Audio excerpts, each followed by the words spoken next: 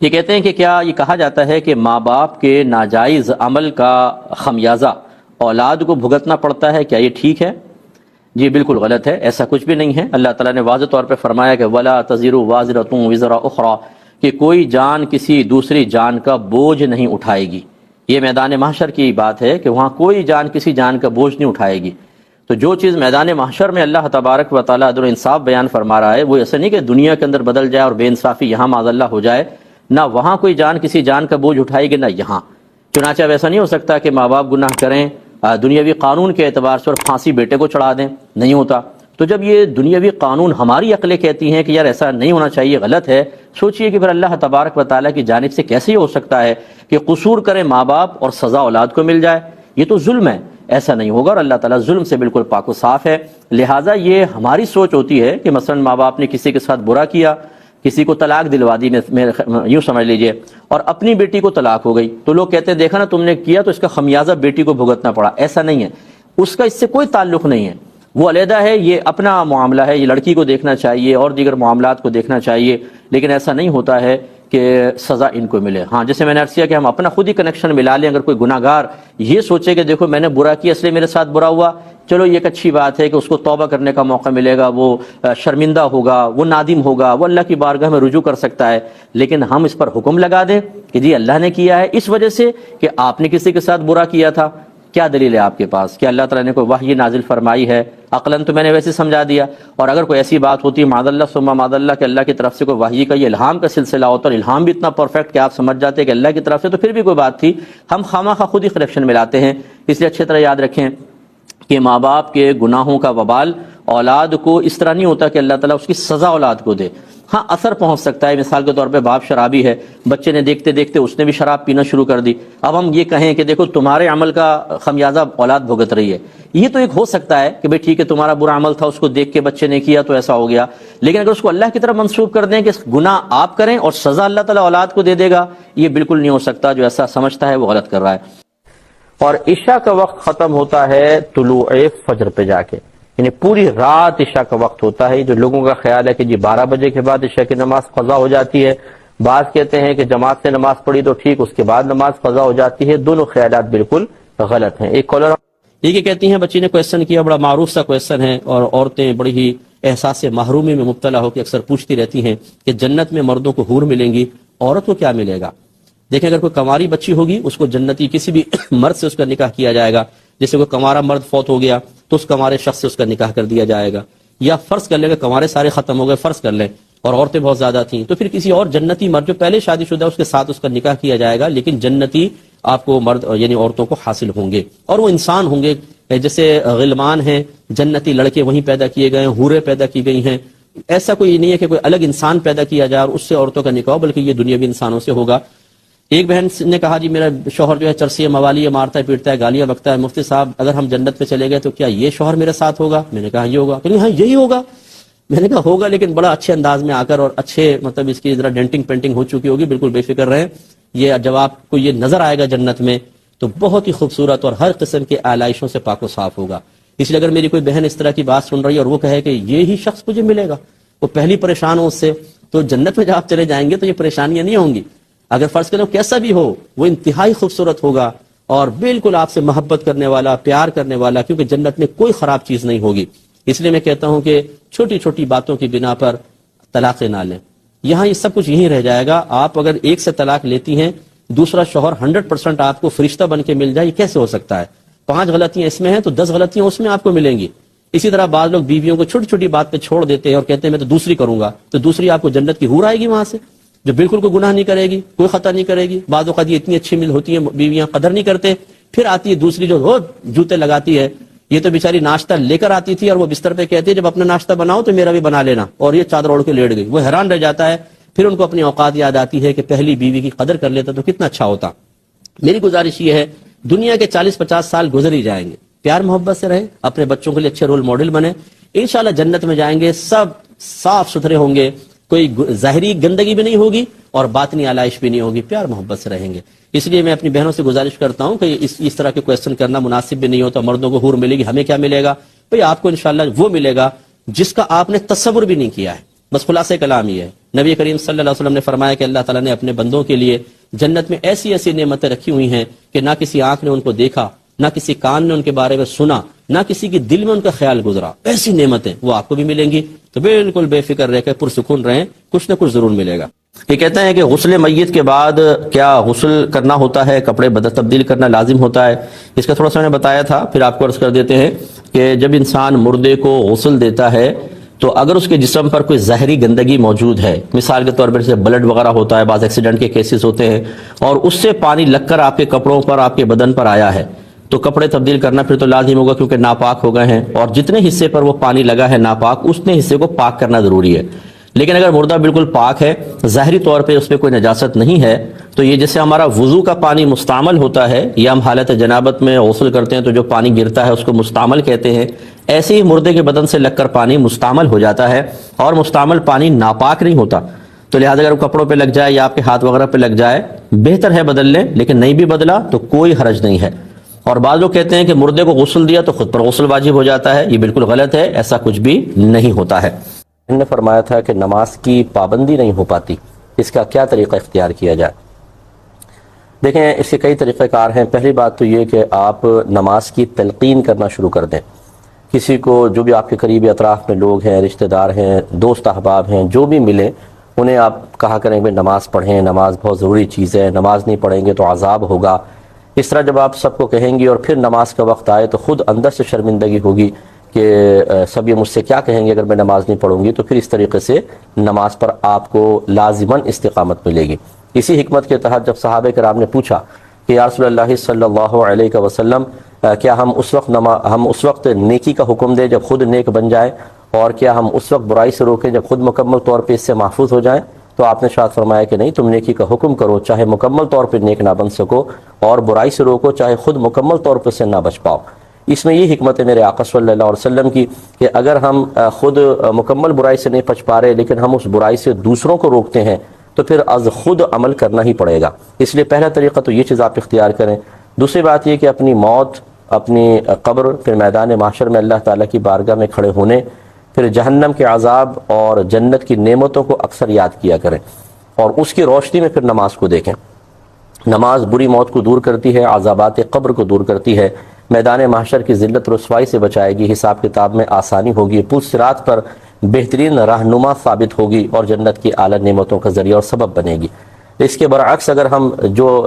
ظاہری اعتبار سے بالکل ہلکی سی عبادت ہے، لیکن ہم اس کو نفسیاتی اعتبار سے بہت بھاری بوجھ سمجھنا شروع کر دیتے ہیں، اسے نہیں پڑھا تو بہت سخت موت ہے، اور پھر عذابات قبر ہیں کہ نبی کریم صلی اللہ علیہ وسلم نے فرمایا کہ بے نمازی کو جب قبر میں رکھا جاتا ہے تو اس کی دیواریں آپس میں مل جاتی ہیں، اور اس طرح کہ اس کی ادھر کی پسلیاں ادھر اور ادھر کی پسلیاں ادھر گھس جاتی ہیں. ایک روایت میں یہ ہے. اسی طرح میدان محشر میں ارشاد فرمایا کہ سب سے پہلے تم سے تمہاری نمازوں کا حساب لیا جائے گا، اگر یہ مکمل ہوئی تو آگے کی منزل آسان ہے، اور اگر اسی میں کمی ہوئی تو آگے خسارہ ہے. اور ایک روایت میں سرکار نے ارشاد فرمایا کہ بے نمازی کا حشر فرعون، حامان اور ابی بن خلف کے ساتھ ہوگا. تو اس سے ذرا غور کریں. اور پھر جہنم کا عذاب، ایک حدیث کے اندر مطلب اس کا حساب کتاب کر کے جو بعض لوگوں نے لکھا ہے کہ اگر کوئی ایک نماز جان بوجھ کے قضا کرے تو اسے تقریباً 2,88,00,000 برس جہنم کی آگ میں جلنا ہوگا. یہ ایک نماز کے بارے میں ہے. تو اس لیے کوشش کرنی چاہیے جب ان پہ ہم غور و تفکر کریں گے تو پھر خوف پیدا ہوگا، اور انشاءاللہ ہم آسانی سے عبادت کی طرف مائل ہوں گے. ایک یہ کویشچن کیا تھا کہ قبرستان کے اوپر چھت ڈلوانی ہے تو کیا اس کے لیے زکوٰۃ کا پیسہ استعمال کیا جا سکتا ہے کہ نہیں؟ تو دیکھیں، پہلی بات تو یہ کہ فقہا زکوٰۃ کی درست ادائیگی کی شرط قرار دیتے ہیں کہ اس زکوٰۃ کے مال کا کسی شرعی فقیر کو مالک بنایا جائے. چنانچہ زکوٰۃ کسی بھی ایسے کام میں نہیں لگ سکتی جہاں مالک بنانا نہ پایا جائے. مثلا آپ نے زکوٰۃ کے پیسوں سے کفن دے دیا، اسی طریقے سے مسجد بنا دی، اسی طرح قبرستان کی چھت ڈلوا دی، تو اس میں کوئی مالک تو بن نہیں رہا، لہٰذا زکوٰۃ ادا نہیں ہوگی. اچھا، اب اس میں شرعی ہیلے کے ساتھ ہو سکتی ہے، لیکن اچھی طرح یاد رکھیں شرعی ہیلہ وہیں ہو سکتا ہے جہاں بہت ہی سخت دینی ضرورت ہو، وہاں ہو سکتا ہے. اور قبرستان کے اوپر چھت کوئی ایسی دینی ضرورت نہیں. دنیا بھر کے قبرستان کھلے پڑے ہیں، کیوں کروانا چاہتے ہیں چھت؟ کیا مردوں کو گرمی سے بچانا مقصود ہے؟ تو وہ تو ان کے نیک اعمال سے بچ سکتا ہے، ورنہ آپ بہت سے لوگوں نے تو اے سی تک لگائے ہوئے ہیں اپنے بڑوں کی قبروں کے اندر. اے سی لگائے ہوئے، شاید اپنے لیے لگائے ہوں گے. قبروں کے اندر سے مراد جیسے عمارت سے بنا دی، اندر اے سی لگا دیا، وہ شاید خود فاتحہ پڑھنے جاتے ہیں تو انہیں وہاں 5 منٹ ٹھہرنا بھی دشوار ہو جاتا ہے. تو وہ اے سی لگائے ہوئے ہیں، لیکن ہو سکتا ہے کہ فرض کر لیں اگر یہ ذہن میں ہو کہ بھئی اے سی لگا دیں، ذرا سایہ کر دیں قبر کے اوپر تو مردے کو سکون ملے گا، اس کو اس ظاہری اشیاء سے بالکل کچھ سکون نہیں ہے. اب اسے ملے گا نیک اعمال سے، اولاد نیک ہے، دعائے بخشش و مغفرت کرے، ثواب جاریہ کرے، یا آپ ملنے گئے تو اس کو انست محسوس ہوگی، اس سے اس کو فائدہ ہو سکتا ہے. قبرستان کی چھت ڈالنے سے کوئی فائدہ نہیں. اور اگر یہ آپ کا ذہن ہے کہ چلو لوگ آ کے دفناتے ہیں، بہت تیز دھوپ ہوتی ہے، وہ اس کے سائے میں کھڑے ہوں گے، یہ اچھی سوچ ہے، لیکن صرف سائے سے دھوپ سے بچانا، اور ایک غریب کے گھر میں کھانا نہیں ہے، پینا نہیں ہے، وہ فاقے کرنے پہ مجبور ہے. آپ میڈیا پہ دیکھتے ہیں یہ خبریں تو لاکھوں کا عشر اشیر ہوتی ہیں کہ لوگ خودکشیاں کر رہے ہیں، اپنے بچوں کو مار رہے ہیں، پھر خود بھی مر رہے ہیں کیونکہ کھانے پینے کو نہیں ہے. ہم قبرستان کی چھتوں کے لیے پیسہ وقف کرنا شروع کر دیں جہاں کوئی ضرورت اتنی بڑی نہیں ہے. تو اس لیے ایسی جگہوں پہ خرچ کرنے سے اجتناب کرنا چاہیے. اگر کوئی مرد موجود نہ ہو تو کیا عورت بچے کے کان میں اذان دے سکتی ہے کہ نہیں؟ سوری، تو بالکل دے سکتی ہے. ہم نے پہلے بھی اس کا ایک دفعہ جواب دیا تھا. یہ جو نماز والی اذان ہوتی ہے یہ چونکہ اعلام ہے، اعلام مینز خبر دینا کہ نماز کا وقت ہو گیا ہے،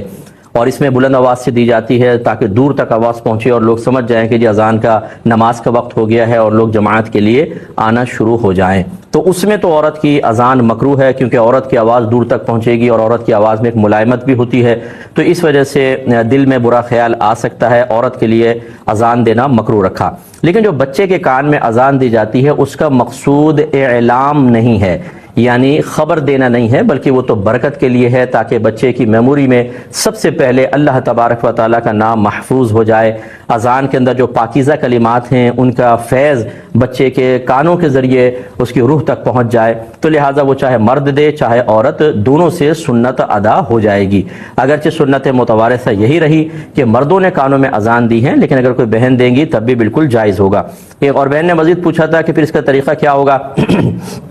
طریقہ یہ ہے کہ آپ بچے کو یوں ہاتھوں میں اٹھا لیں اور اس کے سیدھے کان میں اذان دیں، پھر الٹے کان میں اقامت. تو یہ اتنا بھی کافی ہے، لیکن کہا گیا ہے کہ 3 بار اذان اور 2 بار اقامت، یعنی اس طرح کے پہلے اذان پھر اقامت پھر اذان پھر اقامت پھر اذان. لیکن اتنا طویل نہ ٹائم ہوتا ہے اور نہ کوئی مطلب تکلف کرتا ہے. اصل تو برکت حاصل کرنا ہے، اصل تو بچے کو فیض پہنچانا ہے. تو صرف اگر اذان بھی دے دی جائے، اقامت بھی نہ ہو تب بھی کافی ہے، اور اگر چاہیں تو اذان اور اقامت کر لیں، یہ اس سے زیادہ بہتر ہوگا. کہا کہ پھل یا خلال، پھل کھایا خون اس پہ لگا نظر آیا، خلال کیا ٹوتھ پک کے اوپر خون آ گیا تو اور ہے وہ باوضو، تو کیا وضو ٹوٹے گا کہ نہیں؟ دیکھیں صورت میں مسئلہ یہ ہوتا ہے کہ آپ تھوک پھینک کر دیکھیں، اگر تو اس میں سرخی زیادہ ہے تو سمجھ لیجئے کہ خون تھوک پر غالب ہے، وضو ٹوٹ جائے گا. اور اگر وہ زرد رنگ کا ہو تو اس کا مطلب ہے کہ تھوک خون پر غالب ہے، اور جب تھوک خون پر غالب ہوتا ہے تو وضو نہیں جاتا، تو وضو قائم ہے. ٹھیک ہے نا. تو یہ صرف پھل پہ جو بلڈ آیا وہ تو بڑی معمولی سا ہوتا ہے، بہنے والا نہیں ہوتا، اس سے تو وضو کا فرق نہیں پڑے گا. اب آپ کو یہ والا امتحان کرنا پڑے گا کہ سائیڈ میں ہٹ کے ذرا تھوک پھینک کر دیکھیں اور اس کو ذرا مشاہدہ کریں، پھر آپ فیصلہ کر سکتے ہیں. کوئی شخص سفر کر رہا ہو اور طویل سفر ہو اور اس نے اپنے ساتھ قرآن پاک رکھا ہو، اور ان کے کہنے کے مطابق فرض کر لیں کوئی حالت جنابت میں بھی ہو تو کیا کرے؟ اور اگر فرض کر لیں نہیں ہے لیکن باوضو ہے، پھر بھی لمبا سفر ہوتا ہے، وضو قائم نہیں رہتا، تو پھر اس قرآن پاک کو کیسے وہ سنبھالے، اس کا کیا حکم ہوگا؟ دیکھیں جب آپ قرآن پاک کو جزدان میں لپیٹ دیتے ہیں، ایسی صورت میں آپ بے وضو بھی اس کو چھو سکتے ہیں اور حالت جنابت میں بھی اوپر سے پکڑ سکتے ہیں جزدان میں. کیونکہ جزدان جو ہوتا ہے نہ وہ قرآن کا لباس بنتا ہے نہ وہ آپ کا لباس ہے. یعنی آپ اگر اپنے اوپر پہنی ہوئی کسی چیز سے قرآن کو پکڑیں، جیسے بہن نے ایک دوپٹہ اوڑا ہو اور اس دوپٹے کے کنارے سے قرآن کو پکڑیں تو یہ غلط ہوگا، کیونکہ اپنے پہنے ہوئے کپڑے سے آپ نے پکڑا، یہ بالکل جسم کا ایک حصہ ہی ہوتا ہے، سمجھ لیں لباس، تو گویا کہ اپنے ہاتھ سے پکڑا، یہ صحیح نہیں ہوگا. ایسی قرآن پہ جو جلد چڑی ہوتی ہے، چپکی ہوتی ہے، وہ قرآن کا لباس بن جاتی ہے، اس کے اوپر سے پکڑیں گے تب بھی گناہگار ہوں گے. لیکن جزدان ایک الگ لباس ہے، یعنی الگ کپڑا ہے، نہ وہ قرآن کے ساتھ وابستہ ہے سختی کے ساتھ، نہ آپ کا لباس ہے. جب آپ جزدان میں لپیٹ دیتے ہیں تو پھر اوپر سے آپ پکڑ سکتے ہیں. تو اس لیے قرآن پاک کو آپ بیگ میں رکھ لیں، جزدان کے ساتھ اٹھانا پڑے تو کوئی مسئلہ نہیں. پروویڈنٹ فنڈ جو ہے، اس میں مسئلہ یہ ہوتا ہے کہ اگر آپ کی سیلری آپ کی اجازت کے بغیر کاٹی گئی ہے اور آپ اس سے راضی نہیں ہیں،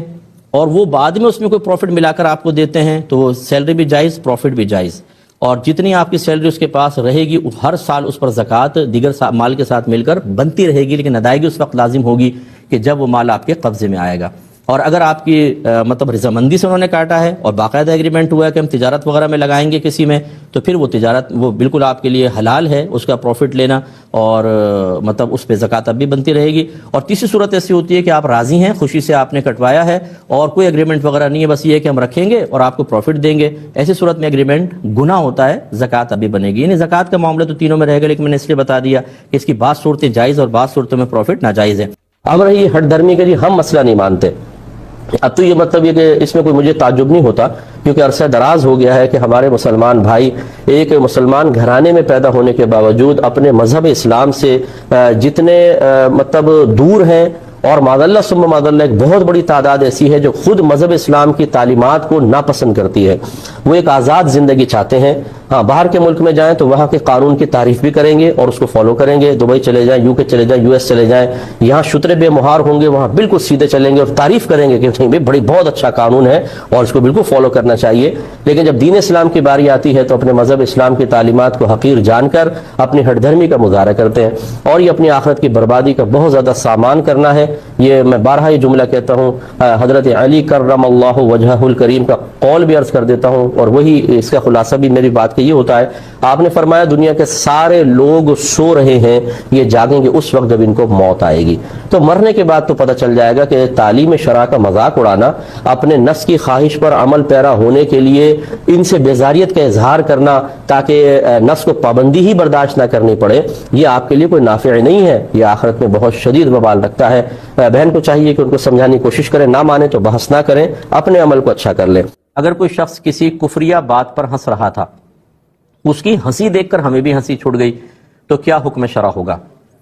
دیکھیں مسئلہ یہ ہے کہ کسی کفریہ بات پر خوش ہونا، یہ فقہا نے اس کا سخت اس کی گرفت رکھی ہے،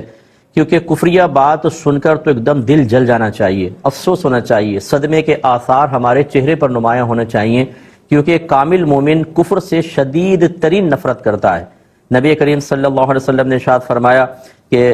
انسان ایمان کی حلاوت یعنی مٹھاس اس وقت تک نہیں پا سکتا جب تک وہ کفر میں لوٹنے کو اس طرح ہی ناپسند نہ کرے جیسے آگ میں ڈالے جانے کو ناپسند کرتا ہے، یعنی شدید ترین ناپسند کرے گا، تب کہیں جا کے اس کو ایمان کی حلاوت ملے گی۔ اور حلاوت ایمان کا مطلب یہ ہے کہ علماء فرماتے ہیں اسے عبادات میں لذات حاصل ہوں گی، اس کو لطف حاصل ہوگا۔ تو خلاصہ کلام یہ ہے کہ گویا کہ یہ کامل ایمان کی نشانی ہے۔